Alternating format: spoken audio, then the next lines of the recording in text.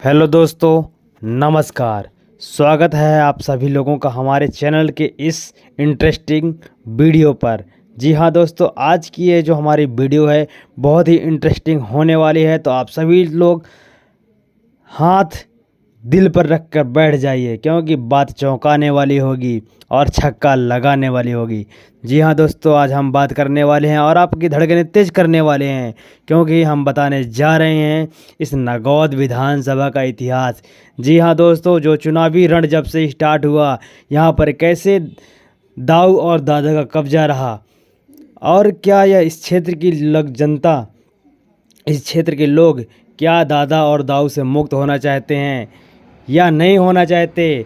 जी हाँ दोस्तों, आप लोग दिल थाम कर बैठ जाइए और वीडियो को बहुत ही ध्यान से सुनिए और अधिक से अधिक दोस्तों को शेयर करिए, क्योंकि आज हम आपको बताने जा रहे हैं इस नागौद विधानसभा का क्या इतिहास रहा है। जी हाँ दोस्तों, जो है टॉपिक है, क्या दादा और दाऊ से मुक्त होगी नागौद की जनता। तो चलिए दोस्तों, हम बताते हैं। दाऊ की दुत्कार और दादा की ढींग से नागौद क्षेत्र की जनता आज़ादी के बाद से बेचैन और बेबस है। 1972 के बाद से नागौद क्षेत्र का प्रतिनिधित्व दाऊ और दादा ही करते आ रहे हैं। दादा और दाऊ कैसे होते हैं, इसका अंदाज़ा आज की पीढ़ी के लोग नहीं लगा सकते या नहीं बता सकते, क्योंकि आज दादा और दाऊ इतना प्रताड़ित करना यहाँ के लोगों को बंद कर दिए हैं। चूँकि दोस्तों इतनी टेक्नोलॉजी और दूरसंचार और व्हाट्सअप फेसबुक का ज़माना है, क्योंकि कहीं भी कोई भनक लगती है, किसी के साथ अन्याय अत्याचार होता है, तुरंत मीडिया के माध्यम से जानकारी मिल जाती है।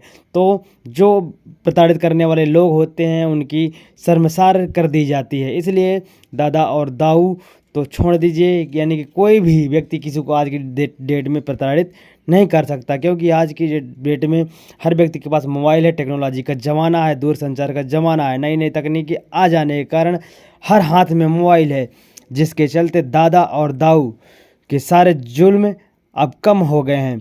वरना दादा और दाऊ का जुल्म सितम अंग्रेजी शासकों से कम नहीं था।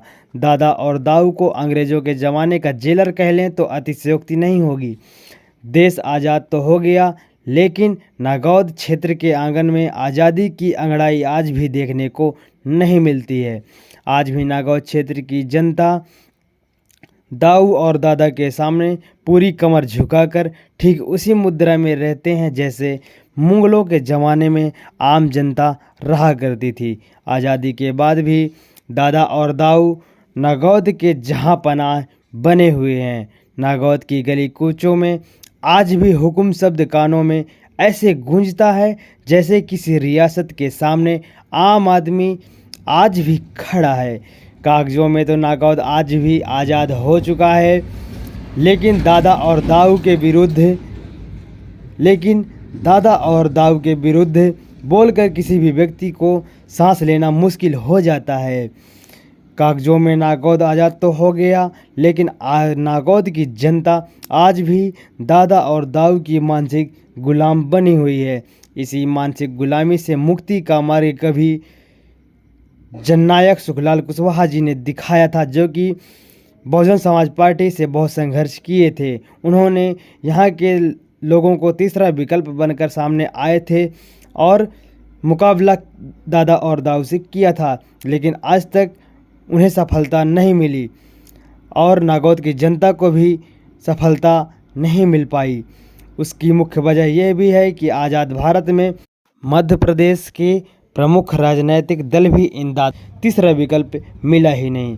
जब देश के अंदर तमाम राजा रजवाड़े अपने अपने तरीके से अपने राज्य का संचालन करते थे, उस दौर में नागौद रियासत भी आबाद थी और उसी नागौद रियासत में वारिस हैं नागेंद्र सिंह जी। जब राजा रजवाड़ों का दौर था, तब भी सत्ता की चाबुक और हुकूमत पर कब्जा इन्हीं लोगों का था, और देश आज़ाद होने के बाद राजा रजवाड़ों की रियासत ख़त्म हुई, तब भी सत्ता का केंद्र बिंदु राजा साहब ही रहे हैं। पहले न्याय राजा साहब करते थे, अब न्याय कोर्ट कचहरी करती है, लेकिन कोर्ट में भी वही लोग बैठे हैं और कोर्ट तक वही मामले पहुंचते हैं जिनमें राजा साहब की सहमति होती है। आज़ादी के बाद से भी नागौद क्षेत्र की जनता आज़ादी का सूरज देखने के लिए तरस रही है। नागौद क्षेत्र में होता वही है जो राजा दादा और दाऊ साहब कहते हैं। बिना दादा और दाऊ के नागौद क्षेत्र में पत्ता भी नहीं हिल सकता। बात करें साथियों 1977 से लेकर 2023 तक के नागौद विधानसभा चुनाव में दादा और दाऊ का ही कब्जा रहा है। प्रदेश के राजनीतिक दलों ने दादा और दाऊ के अलावा किसी तीसरे पर भरोसा भी नहीं जताया है। दोस्तों बात करते हैं 1977 के बाद का, यह पहला रहा है जब 1996 में तीसरे विकल्प के साथ माननीय सुखलाल कुशवाहा जी ने बहुजन समाज पार्टी से दादा और दाऊ के साथ मुकाबला करने के लिए कई बार मैदान में उतरे थे, लेकिन सफलता नहीं मिल पाई। लेकिन इस बार 2023 के चुनाव में एक प्रमुख पार्टी कांग्रेस पार्टी ने इस बार दादा यादवेंद्र सिंह की टिकट काटते हुए रश्मि सिंह पटेल को कांग्रेस का प्रत्याशी उम्मीदवार बनाया है। तो अगर रश्मि सिंह जी को वहां से कांग्रेस पार्टी से टिकट मिली तो यादवेंद्र दादा नाराज होकर बहुजन समाज पार्टी में चले गए। नागौद क्षेत्र की जनता के पास 2018 में भी दादा और दाऊ से मुक्त पाने का विकल्प था, क्योंकि बहुजन समाज पार्टी से राम बिहारी कुशवाहा जी चुनाव लड़ रहे थे और वहीं पर निर्दलीय रश्मि सिंह पटेल भी चुनावी मैदान में उतर गई थी। लेकिन उस समय दोनों की हार हुई और कुछ वोटों के अंतराल में इन्होंने अपने वोटों का बंटवारा कर दिया था। उस समय भी जनता परिवर्तन के मूड में थी। तो वहीं निर्दलीय प्रत्याशी रश्मि सिंह को 25,700 मतदान मिले थे और वहीं बहुजन समाज पार्टी को राम बिहारी कुशवाहा जी को 24,000 लोगों ने बसपा में राम बिहारी कुशवाहा जी को समर्थन किया था। लेकिन इस बार फिर ना कांग्रेस पार्टी ने रश्मि सिंह पटेल को प्रत्याशी बनाया है। ऐसा नहीं है दोस्तों कि 2023 के विधानसभा चुनाव में दादा और दाऊ चुनाव नहीं लड़ रहे। जी हाँ दोस्तों, दादा और दाऊ अभी भी चुनाव लड़ रहे हैं। तो दादा जो यादवेंद्र सिंह जी हैं जो बहुजन समाज पार्टी से टिकट पा गए हैं तो चुनावी मैदान में उतरे थे।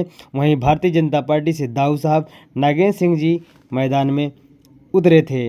नागौद विधानसभा में अगर जब बात करें देखा जाए तो मुकाबला त्रिकोणीय होने वाला है।